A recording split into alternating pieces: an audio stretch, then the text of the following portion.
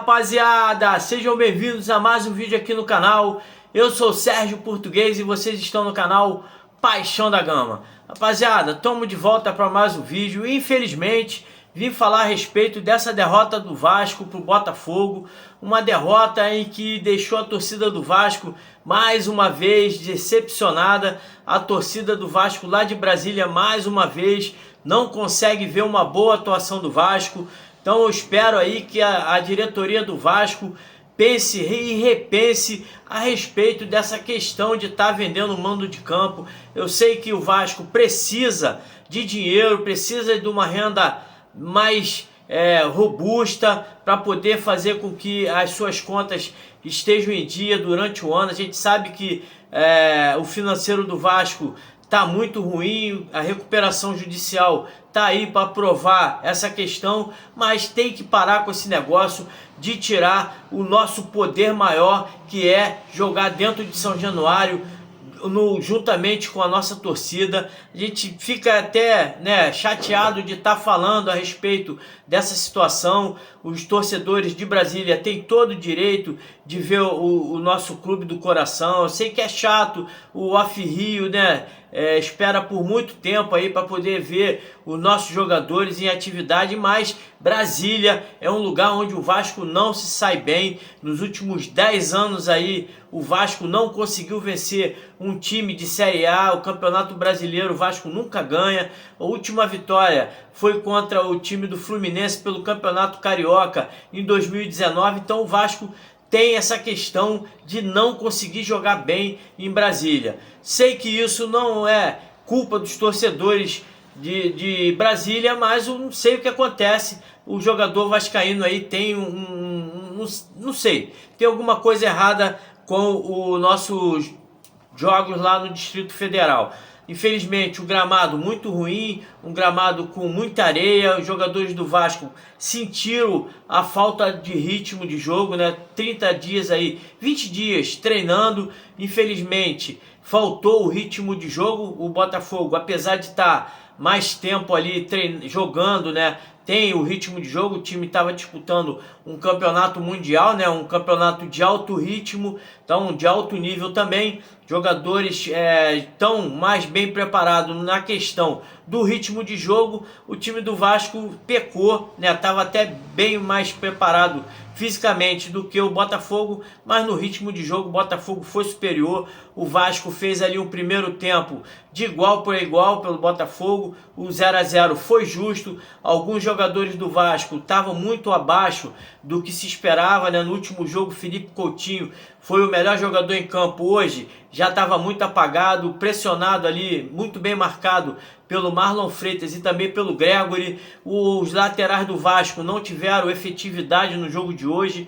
O Botafogo armou ali um esquema que fez com que os laterais do Vasco não tivessem aquele apoio que sempre tem. O Piton ficou muito preso do lado esquerdo por causa do Arthur, que estava jogando ali nas costas do lateral. Pelo lado direito, o Savarino estava incomodando ali o PH. Então o Vasco não teve essas jogadas que são tradicionais do time, jogando pela direita para a bola poder chegar no ataque no Verratti. Infelizmente a bola não chegou. O Verratti foi mais uma vez um jogador inoperante, A gente tem essa dificuldade. O Vasco falta jogadores para poder mudar as características da partida. O time do Botafogo teve a oportunidade logo no segundo tempo de abrir o placar. Então ali já deixou o time do Vasco desestabilizado, tomar um gol logo no começo do jogo.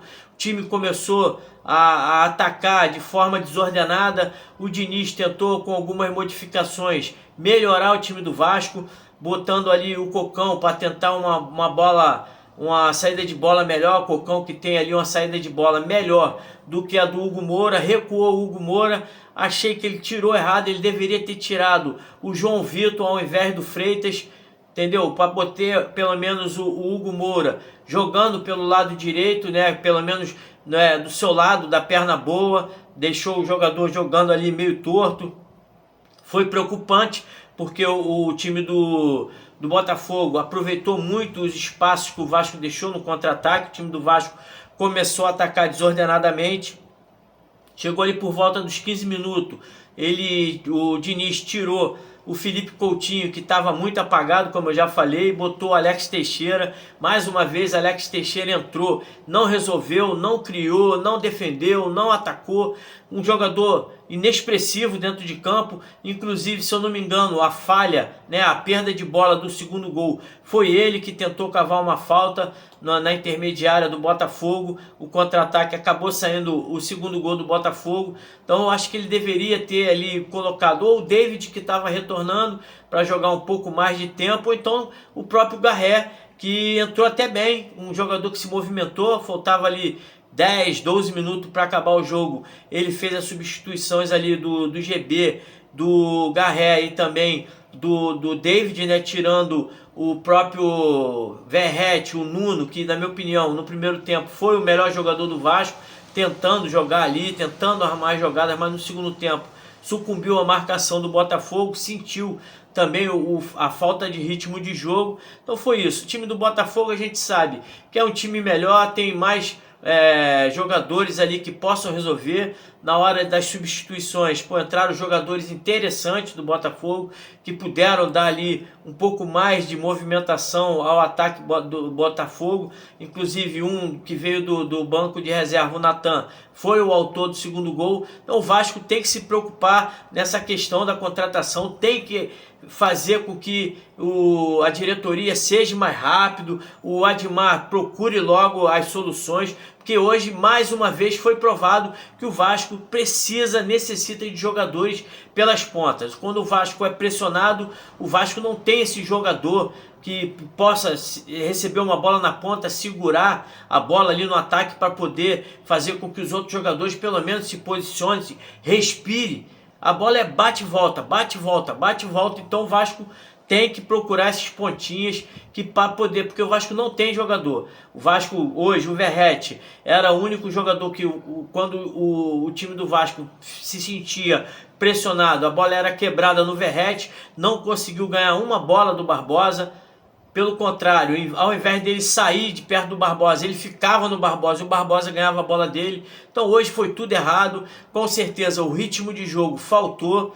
Aquele cancelamento do amistoso no sábado passado, eu falei aqui no pré-jogo que ia fazer falta. Os jogadores do Vasco treinaram bastante, mas treino é treino e jogo é jogo. Infelizmente o Vasco perde uma boa oportunidade de vencer em Brasília, acabar com essa maldição e também pular para a parte de cima da tabela.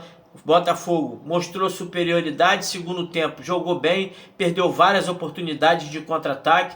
Se o Botafogo tivesse um pouco mais ligado, a derrota poderia ser pior. Então fica aí o aprendizado, fica aí a urgência de contratações para ter aí opções de mudança de esquema. O David voltou bem, jogou ali o que pôde, incomodou mais do que o Ryan e o Verratti nesse jogo, jogando apenas 10, 12 minutos. Valeu?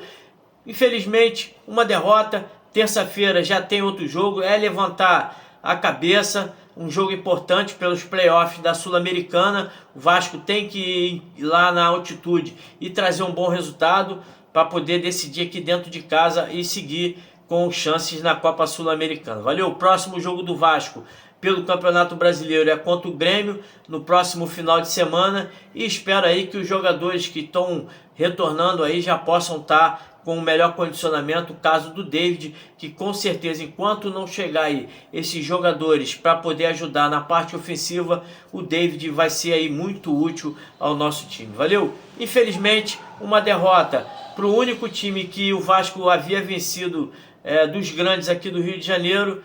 Mais uma vez aí são 7 jogos contra os clássicos, né? E o Vasco apenas uma vitória contra o time do Botafogo. Curta, comente, compartilhe. Eu sei que é chato, eu sei que tá todo mundo de cabeça inchada, mas dá essa moral aí pro nosso canal. Valeu, um grande abraço a todos, saudações vascaína. Fui!